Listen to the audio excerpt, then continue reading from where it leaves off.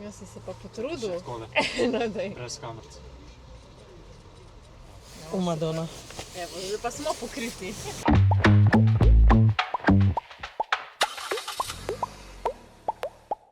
Živjo in lepo pozdravljeni. Danes smo v Gornji Radgoni, danes je sobota, 10 dopoldne, oziroma se mi zdi, da je ura že malo več, ja. Ja, počasi bo 11. Mi smo štartali že zgodaj, jaz sem namreč prišla z Gorenjske, oziroma štartali smo iz Ljubljane, tako da sem vesela, da smo se dobili tukaj v Gornji Radgoni. Mene tudi zelo veseli, no, da ste prišli sem. Pa videli, da imamo mi sneg. Ne, Ja, ko ste rekli, ja, pri nas ga ni več. Tako, Ja. tako da je enkrat situacija malo obrnjena. Obrnjena, ja. Imate še tako eno zimsko idilo, oziroma malo pravlično vzdušje. Tako. Se sem skoraj že padla prej na ledu. Tako da- Ja. Let je malo manj praznična. Ja, ja. Tako, ja, Anja, če v bistvu najprej poveš malo o sebi, no? Okej. Kaj počneš? Si prav iz Gornje Radgone ali kje iz okolice? Sem prav z Gornje Radgone, oziroma okolica Gornje Radgone, torej prva vas, ki je tukaj v bližini, to je vas Črešnjevci.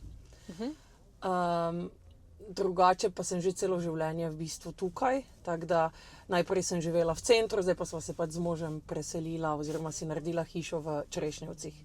Tako da to je moje področje, moje domovanje in pač tukaj tudi mislim ostati, v smislu ne se seliti nikam drugam, ne iskati nekih drugih možnosti in pač verjamem, da se dajo tu zadeve izboljšati in razviti, ne, oziroma pač nasplošno v Sloveniji.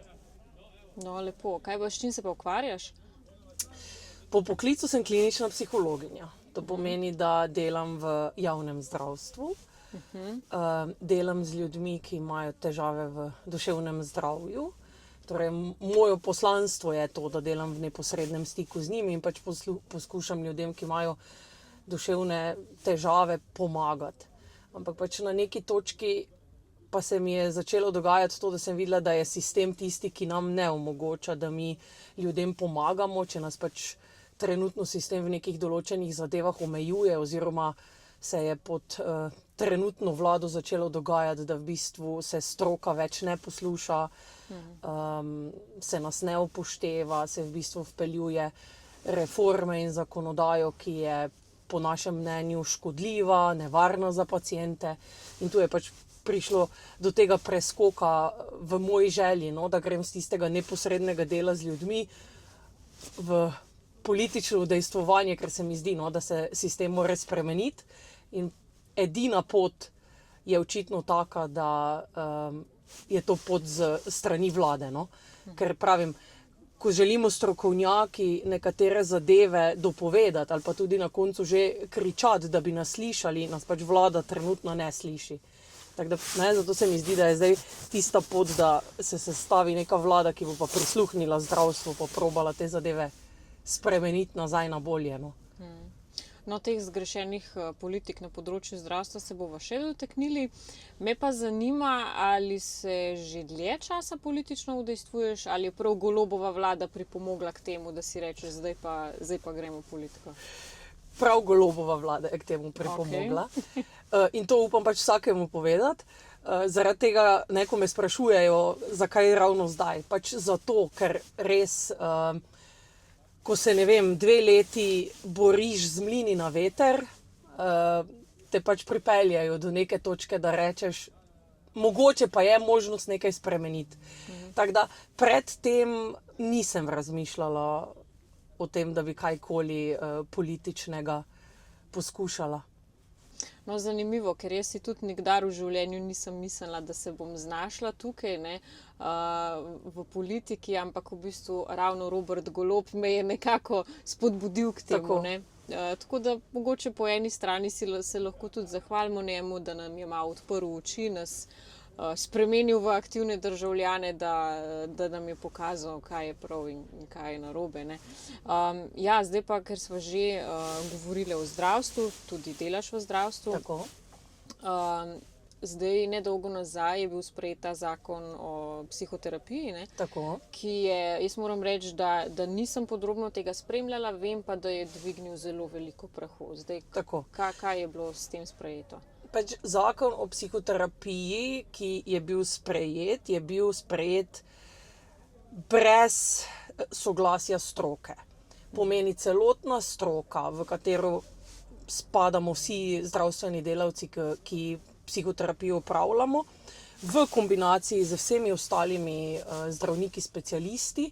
Torej, bilo je mnenje podano ze strani v bistvu vseh teh razširjenih strokovnih kolegijev, torej najvišjih posvetovalnih teles različnih specialnosti v zdravstvu, da je pač to škodljiv zakon.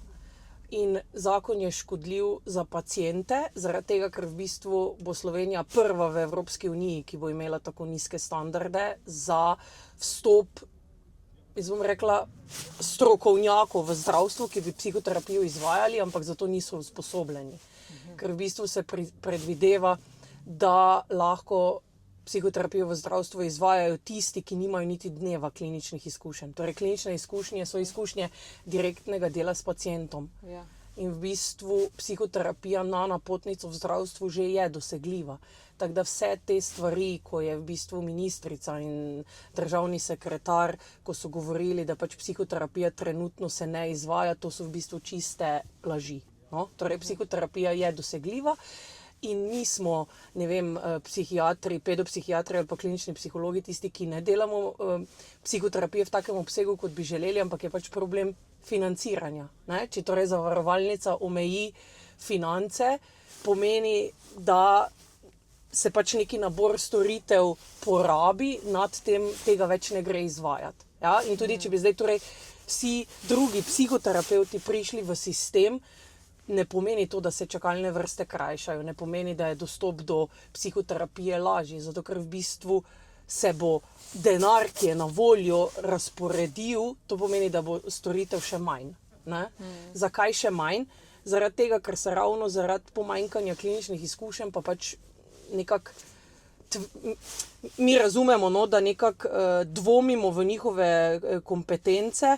V glavnem zaradi tega dvoma v njihove kompetence bodo zdravniki primorani najprej na neko diagnostiko poslati k nam, kliničnim psihologom, in bomo pol mi opredeljevali, za koga bi bila smiselna psihoterapija. To pomeni, da psihoterapija ne bo dostopna direkt, ampak bo to ena varovalka v smislu tega, osebni zdravnik reče, gospod bi pa, ne vem, ali pa gospa bi pa bila v redu za psihoterapevtsko obravnavo in ne bo šlo to direkt, ker pač pravim, so zdravniki izrazili nekako zaskrbljenost v smislu tega, kaj bodo dobili pri psihoterapevtih. Torej bodo najprej prišli v neko diagnostično obravnavo, da bomo sploh mi rekli, je indicirano, da ima človek psihoterapevtsko obravnavo, kakšna psihoterapevtska obravnava bi bila indicirana. Torej, čakalne vrste se bodo podaljševale. In to je bilo večkrat izpostavljeno, ampak pač ni se poslušalo mnenja stroke, no, in pač zdravstvene stroke. Torej, mi nismo nasprotovali zakonu, ampak pač nasprotovali temu, da se ljudi brez kliničnih izkušenj vpelje v zdravstveni sistem. Ne? Torej, te zadeve se lahko urejajo izven zdravstva, v sklopu sociale, da se svetuje ljudem, ki imajo duševne stiske. Ne? Pač ljudje, ki pa imajo duševne motnje, torej bolj intenzivno naravo neke simptomatike pa težav, pa bi mogli ostati zgolj domena v zdravstvu in pač v rokah torej usposobljenih strokovnjakov. Ne? Torej, v bistvu je nek dodaten nepotreben korak so vzpostavljene. Tako. Ja. In pravim, najbolj je moteč ta del, da v bistvu niso poslušali stroke. In se mi zdi, da je to nekaj, kar pač se ne bi smelo dogajati. Pa je sploh bil kakšen odziv iz njihove strani na vaše pripombe? V bistvu rekli so, da vse slišijo in poslušajo, ampak upoštevali niso nič. Okay, Tako da se mi zdi, da je vedno ta del. Slišimo, ja, poslušamo, ampak potem na nekem razumevanju se mi zdi, da popustijo oziroma razumevanja ni. Eno uho noter, drugo ven, ne? Če se malo po domače izrazimo. Ja, sej v bistvu, če greva zdaj tudi na splošno na zdravstvo, ne? Mi smo zdaj priča temu striktnemu ločevanju Tako, javnega javno, in zasebnega, s čimer v bistvu v praksi lahko vidimo, da so še bolj privatizirali zdravstvo. Ne? V bistvu preganjajo zdravnike iz javnega zdravstva, ker je sistem nevzdržen, v privatno zdravstvo. Kako pa se to kaj pozna, to ločevanje, ne, na področju klinične psihologije, kjer delaš? Jaz bi rekla, no, da nas večino specialistov dela v javnem zdravstvu, torej specialistov klinične psihologije, in pač pri nas, vsaj po mojem mnenju ali pa po mojih izkušnjah, ni tega, da bi mi zdaj bežali v zasebni sektor.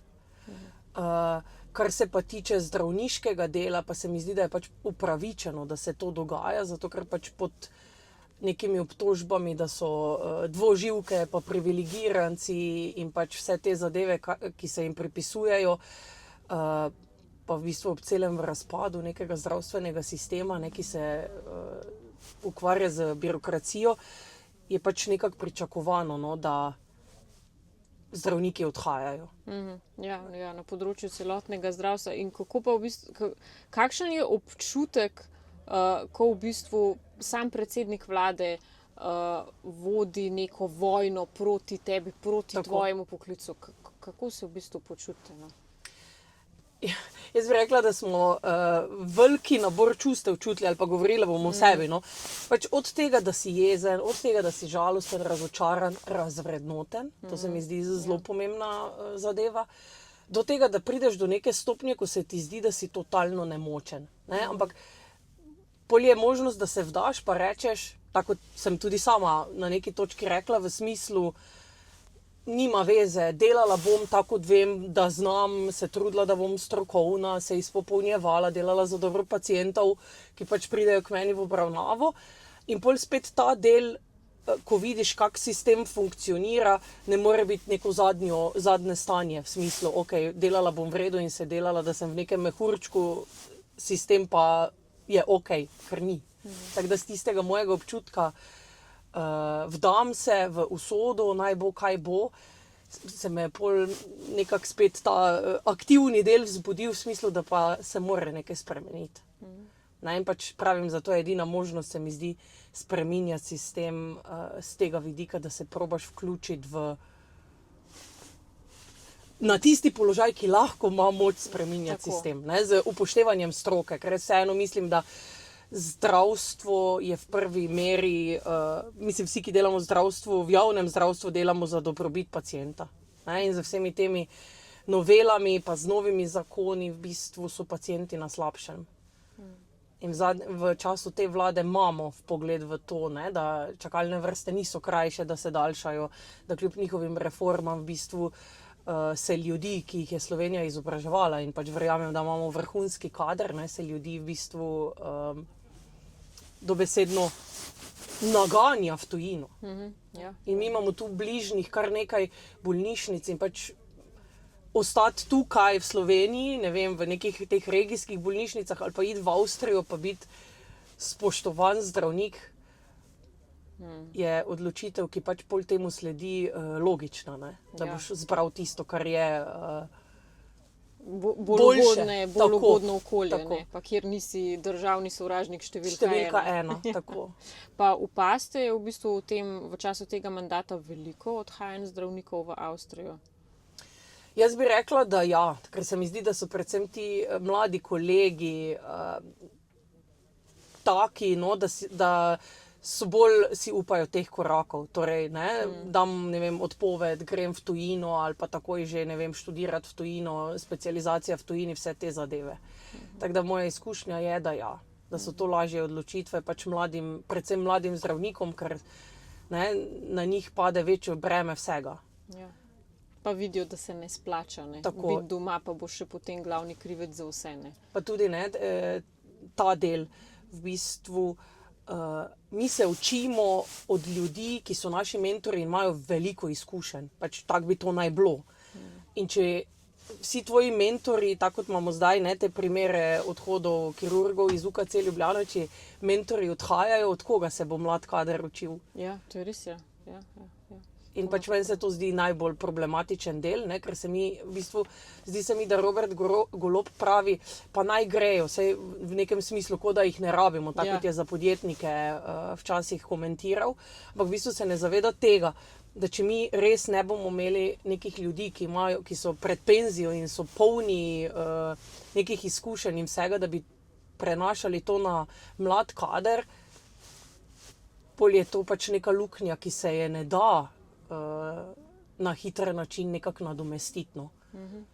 In jaz mislim, da bi pač zdravstvo kot tako, torej vsi zaposleni, tudi medicinske sestre in pač ves kader, ki dela v zdravstvu, bi mogel priti nazaj na nek svoj položaj nekega spoštovanja. No? Ker se mi zdi, da v bistvu tudi z vidika pacientov smo na nek način osovraženi, torej da smo mi krivi za čakalne vrste, da smo mi krivi, če se ne more dvigovati telefona. Vse te zadeve, ne, so na naših plečih. Pa, se pravi, opažate tudi spremembo v odnosu pacientov do vas? Ja, jaz bi rekla, da se ta sprememba vidi, da je pač več te neke jezavosti, pa nekega nezadovoljstva, ki ga pol mi občutimo. Ja? Ampak se mi zdi, da to ni samo zdravstvo, se mi zdi, da je pač celotna komunikacija v naši državi na neki trenutno zelo nizki ravni, tudi kar se tiče socialnih omrežij. No, to je ena stvar, ki se mi zdi pomembna, da jo izpostavim, ker ves čas, ko sem se odločala o tem, če grem v kandidaturo ali ne, sem se spraševala sama za sebe, veliko debatirala tudi z možem o tem, kak mi bo, ko bom brala neke negativne komentarje, v tem smislu, ker vem, da pač ljudje več nimajo nekega nivoja komunikacije in povejo vse. In to je šlo na neko raven nekih žaljivk in vsega, ne? In pač se mi je zdelo, da če zdaj trenutno delam v nekem sistemu, pa se mi zdi, da sem zgledna državljanka, ne? Kdo ima pol pravico komentirati nekaj slabega, ampak pač ljudje si iz nekega, ne vem kakega razloga, ne vem, če bom rekla, da je to hudobija ali pa predrznost, to dovolijo. Ne? In pač to se mi zdi, da je nek del, ki bi se ga moglo malo educirati o tem, da pač vsaka beseda ni upravičena, no? In da moramo nek nivo komunikacije vzdrževati. To sigurno, ampak nasplošno je tako, da ko se človek enkrat izpostavi, ne, potem postaneš dostopen tudi za vse mogoče komentarje. Na žalost je tako, da ljudje so na socialnih omrežjih veliko bolj pogumni kot v živo, kot osebno. Saj jaz sem tudi že marsikaj pokasirala na socialnih omrežjih, v živo še niti enega zloveščega komentarja. Ne. In to je pa tudi, če si, ne vem, nek pevec, igralec, kakršnakoli osebnost, tudi če nisi v politiki, si pač izpostavljen marsičemu. To je žal pač treba vzeti v zakup. Je pa res, da je pa sploh v času te vlade političen diskurs padel na tako nizek nivo, kot si že sama povedala. Ne, jaz mislim, da je to še huje kot neka gostilniška debata. Sploh predsednica Državnega zbora Urška Klakočar Zupančič je popolnoma razvrednotila to institucijo, ne, ki bi morala delati za ljudi, v resnici je pa to zdaj norčevanje iz ljudstva. Ne. Tamara Vonta, Lena Grgurevič, ne vem, kako je tebi gledati tak nizkoten odnos, no, do koncev volivcev? Ja, mislim, to ni fajn gledati, ne? Še manj pa razmišljati o tem, kaj to o teh ljudeh pove. Ampak jaz sem si vedno rekla, da upam trditi, da se na taki nivo govora sama pri sebi ne bi spustila in pač verjamem, da me nič na tem svetu ne more do tega pripraviti, ne glede na to, kako bi torej pritiskali na mene. In to je tisti del, ko se mi zdi, da ne vem, na kak način se lahko ta zadeva premakne nazaj na nek vsaj soliden ali pa povprečen nivo komunikacije. No. Ampak torej, moj odgovor je, da ja, ljudje na takih pozicijah si tega ne bi smeli dovoliti. Ne glede na to, kako se sprovocirano počutijo ali pa kako želijo, ne vem, sprovocirati drugega, ne? Ker pač meni se to zdi, da je to nek nivo provokacij. Ja, res je. Pa laganja, manipulacije, v bistvu spodbujajo sovraštvo. Ne? To, kar vedno učitajo desni opciji, počnejo v resnici oni sami. Tako. In zanimivo je tudi to, da oni cel čas učitajo desni opciji, da ima nizek nivo komuniciranja, čeprav so oni tisti, ne. Vedno nekako obrnejo, odbijajo stran od sebe. Ampak jaz upam, no, da jim ljudje ne bojo več nasedali na take poceni cenene fore. Mogoče, če se še dotakneva zdaj samega zdravstva, ne, ko smo rekli, da se zdaj rešuje javno zdravstvo s tem ločevanjem, striktnim ločevanjem od zasebnega, ki več kot očitno ni pravi način, ne, vodi v večjo privatizacijo. Kaj pa bi bilo v resnici treba, kaj bi bilo pa zares treba narediti, da bi se javni zdravstveni sistem izboljšal? Ja, jaz mislim, da bi se moglo delati na tem, no, da se predvsem kader ohrani v Sloveniji, da se birokracijo zmanjša, ker pač dokler zdravnik mora izpolnjevati ne vem kakšne dokumente, pa klikati po računalniku, pa naročati vse žive zadeve v smislu nekih preiskav in tega, ko je to z nekimi papirji povezano, ne, da je pač to čas, ki gre vstran od pacienta. Pa to, da se v bistvu, ne, ni problem denar v smislu denar v zdravstvu, problem je v tem, da če kadra ni, se storitve ne morejo izvajati. Ne, in še velika težava je v tem v bistvu v financiranju, zato ker če si financiran po nekem, če se določi število posegov ali pa obravnav, ki jih lahko narediš in jih dosežeš v nekem času, ki je krajši kot čas nekega enega leta, ves preostanek obravnav in storitev delaš v bistvu v slabo svojega zavoda. Ja, tako da torej, da bi se plačevalo po opravljenih storitvah, ne po tem, ne, ko ne po planiranju, tako planira, ne, reče, ne vem, zdaj bom karikirala, da imam lahko 100 obravnav, pa če jih 100 naredim do maja, vse ostale delam v bistvu brez plačila, na nek način za zavod, ne. In poglavitna zadeva se mi pa zdi, no, ohranjanje kadra. Ker oddelek ima lahko popolno opremo, dostopno vse, kar se tiče teh nekih pogojev, da bi bilo delo zagotovljeno, ampak pa če ni ljudi, ki bi to delali, je to brez veze. Nimaš kaj. Jaz sem bila drugače šokirana, no, ko sem nedolgo nazaj izvedela, kako poteka to planiranje ZZZS-ja, pa potem financiranje teh storitev. Ne. Se pravi, da oni vnaprej določijo, koliko posegov naj bo opravljenih in zato je denar, če je kaj več od tega, ni denarja. Zdaj, mislim, kaj je to ostanek nekega, ne vem, bivšega režima, planskega gospodarstva, mislim, to nima logike, kje so to dobili sploh? Tega ne vem, ampak po moje je pač v ozadju ta del, no, da več denarja ostane pol samemu ZZZS-ju. Ja, ker v bistvu potem pa se hvalijo, da imajo dobiček, da so poslovali z dobičkom. Pa to ja, ne vem, je to pranje denarja ali kaj počnejo? Jaz bi si res želela, no, da pač koliko zdravniki ali pa koliko storitev se naredi, pa tudi mi na področju duševnega zdravja, da se to plača, ne, da ni omejevanja.